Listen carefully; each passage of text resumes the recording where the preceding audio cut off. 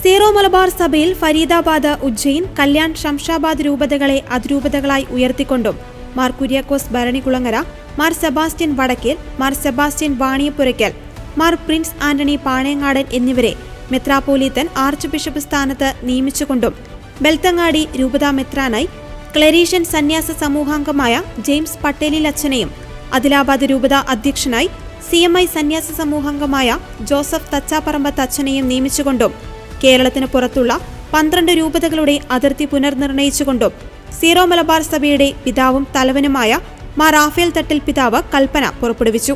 Zero Malabar സഭാ കേന്ദ്രത്തിൽ August 18-ാം തീയതി ആരംഭിച്ച 33ാമത് മെത്രാൻ സിനഡിന്റെ 2ാമത്തെ സമ്മേളനമാണ് പുതിയ അതിരൂപതകളെയും ആർച്ച് ബിഷപ്പുമാരെയും പുതിയ രൂപതാ മെത്രാൻമാരെയും രൂപതകളുടെ അതിർത്തി പുനർനിർണയത്തെയും സംബന്ധിച്ചുള്ള തീരുമാനമെടുത്തത്. സിനഡ് തീരുമാനങ്ങൾക്ക് വത്തിക്കാന്റെ അംഗീകാരം ലഭിച്ചതോടെ മേജർ ആർച്ച് ബിഷപ്പ് ഇത് സംബന്ധിച്ച കൽപ്പനകൾ പുറപ്പെടുവിച്ചു. 2025 ഓഗസ്റ്റ് 28-ന് സഭയുടെ ആസ്ഥാന കാര്യാലയത്തിൽ നടന്ന പൊതുസമ്മേളനത്തിലാണ് സിനഡ് പിതാക്കന്മാരുടെ സാന്നിധ്യത്തിൽ മേജർ ആർച്ച് ബിഷപ്പ് ഇക്കാര്യങ്ങൾ പ്രസിദ്ധപ്പെടുത്തിയത്. ഇത് സംബന്ധിച്ച ഔദ്യോഗിക പ്രഖ്യാപനം ഇന്ന് ഇറ്റാലിയൻ സമയം ഉച്ചയ്ക്ക് 12 മണിക്ക് വത്തിക്കാനിലും നടന്നു.